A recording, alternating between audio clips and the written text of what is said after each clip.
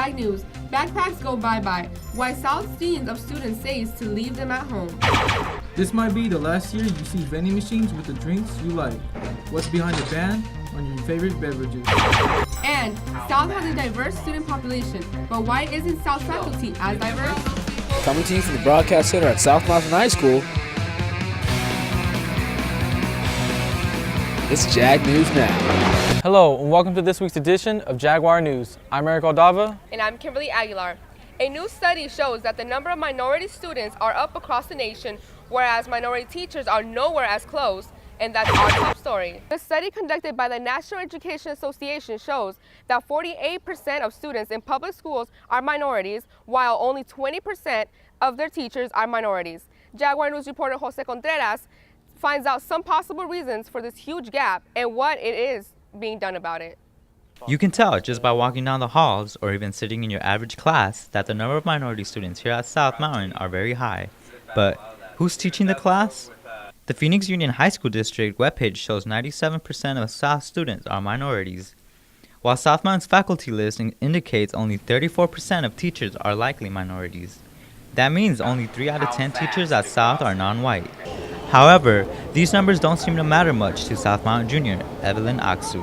Well, I don't think it really matters because all the teachers that are working here are well qualified for the job, and there's obviously different races here, so I don't really think it's a racial thing.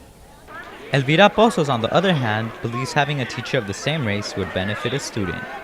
I think they should close the gap, have more teachers, minority teachers help out or come teach so that the students can relate more. There may be many reasons why there is such a huge gap between minority teachers and students at South. Spanish teacher Bolivia Gaitan believes it's because so few minorities get more than a high school diploma.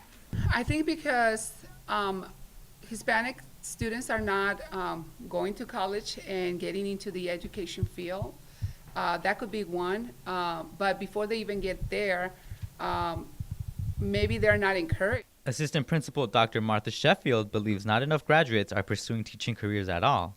She wants teachers to build stronger relationships with their students. They need to be able to make connections with their students. And I believe that any type, ethnicity, age, gender of teacher can make those connections with students. Still, Ms. Gaitan says minority teachers in the classroom are important. When you have the same type of student population represented in the classroom with teachers who are of the same background, you get other results and positive results. I know for myself, being Hispanic and teaching my students, we build relationships. If trends continue, the minority gap in the classroom will only grow. U.S. Education Secretary Arnie Duncan says this fall, for the first time in history, minorities will surpass the number of Caucasian students in public schools. For Jaguar News, I'm Jose Contreras. The study also found that in more than 40% of their nation's public schools, there are no minority teachers at all. A follow-up on a story we brought you last week about food shortages at second lunch. Jaguar News reported how many students don't get the food they want during second lunch. The lunch manager says that's because it's the end of the year and the lunch staff does not want to waste any of the food that might not be in during lunch. The principal has now responded to the story. Lucretia Williams recognizes the problem and believes there are room for improvements. We want every single student to be fed. We want every single student to have a nutritious diet. We want every single student to not feel rushed getting through the lines and getting something to eat. Williams says she will collaborate with the cafeteria staff to get the students the lunch they want next year. There will be no more tea products and Gatorade sold in campus vending machines next year. Jaguar News reporter Amanda Salome tells us the reasons behind this change. The Arizona tea sold on campus vending machines may seem healthy, but what you may not know is that these products have similar ingredients as a soda. I still drink it though. I mean, I didn't know that, but I still drink it.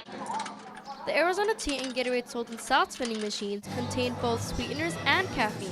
The Arizona Department of Education has updated its nutrition standards and dropped Gatorade and tea because drinks sold in public schools cannot contain natural or non-caloric sweeteners and cannot contain caffeine. South Mountain's principal Lucretia Williams agrees with removing the beverages. I think the heart of the national school program is in the right place. They want to have a healthy America. They want you guys to eat healthy, be healthy, focus.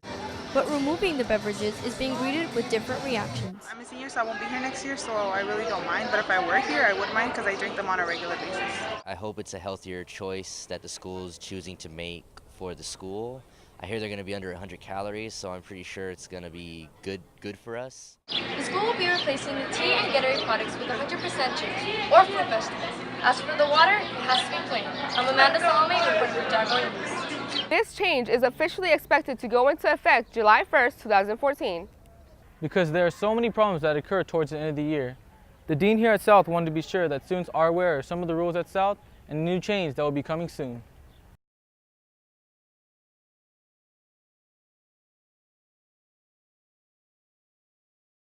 Out of them. We are a closed campus. If you leave campus, you will be disciplined. As the year gets closer to the end for graduates, the thought of going to college or getting a job is probably what many seniors are thinking about. Jag News reporter asked several seniors about their plans after graduation. Many seniors don't know what they want to do once they leave high school. But Jag News talked to 2 seniors who know what they will be doing after graduation, and a former Jaguar who tells us how South helped him be prepared. Onward Salme, a former South Mountain and aerospace student, graduated in the class of 2012. He also received his pilot license that he puts to use by flying his dad's private plane.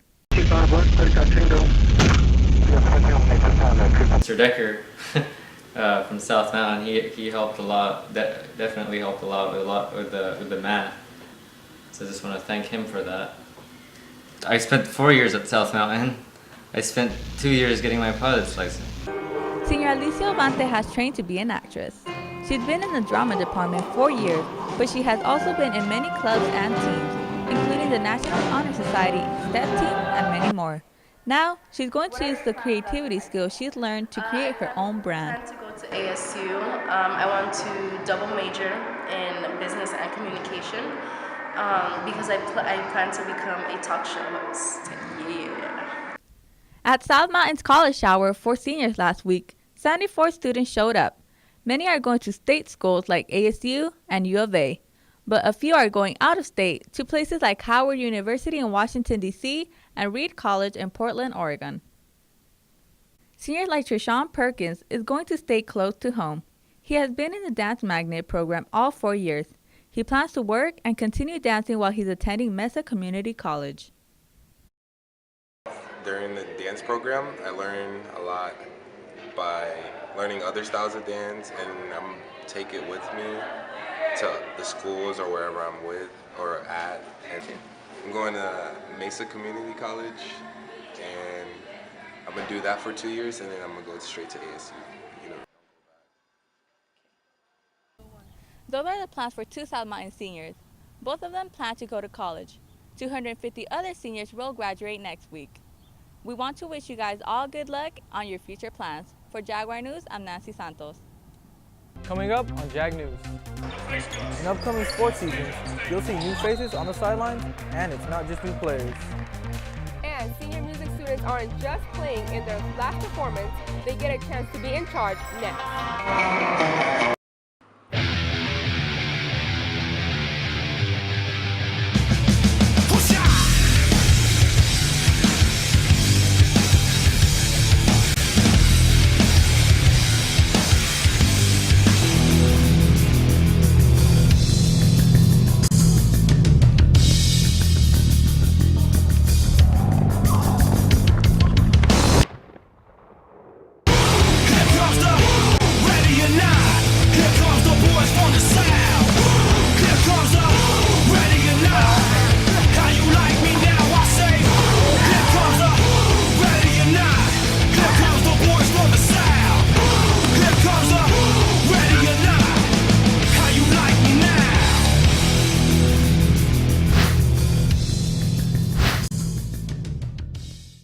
You might notice 2 new coaches on the sidelines for the upcoming basketball season.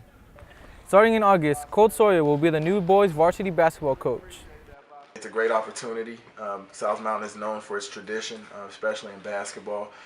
and just being able to follow in a long line of great coaches that have come through here.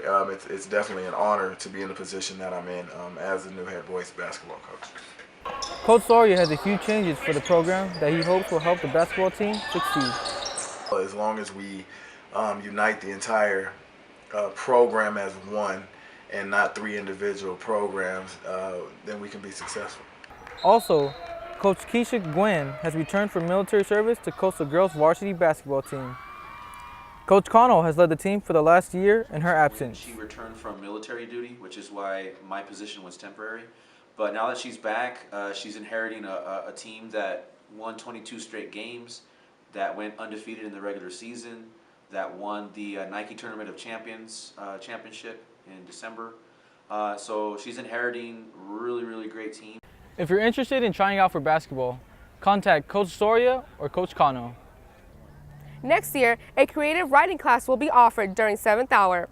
Mr. Connell will be teaching the class for a semester. The class will go more in depth with short stories and poems. Students will also examine other works and plays by famous authors. As the year comes to a close, some of the seniors in the contemporary music ensemble class got to work on their final projects. Jaguar News reporter Saul Hernandez talks to some of the seniors about their last concert. Strains of La Bamba filled South's auditorium and the seniors took center stage. This was their senior night, and in this song, it was senior Edgar Cano doing the arranging and even adding in his own electric guitar solo. I chose La Bamba because it has like a Latin taste to it. I just liking the energy and the twist and shout. It's a nice rock and roll. It's just like the energy is, and it makes you pump up. Edgar challenged himself by putting together 2 different songs and had some trouble along the way. Well, the challenges was like do the transition to La Bamba to twist and shout, and mine personally was the solo. I'll try to practice it like forever. Other students faced similar issues. We had challenges with the tempo because the time was just terrible. We kind of lagged a few days on practicing, but we picked it up eventually. Just being on task, because there were times where we just wanted to take a break and just not do anything at all. Although they were proud of their performances, seniors came away with different feelings about their last concert. It felt pretty good. It was like, I couldn't ask for any better performance. It was just perfect. It was sad. I was really, I'm going to miss this class. I love the people I'm with and the people I hang out with. You couldn't see tears on the stage. Maybe that's because most seniors saw this performance as a routine part of their senior year, and what they'll really miss is each other. I'm Saul Hernandez for Jaguar News. That's it for this week's edition of Jaguar News. Next week will be the last show of the year. But now we'll leave you with more video from the spring music concert. Goodbye. I'll try to practice it like forever.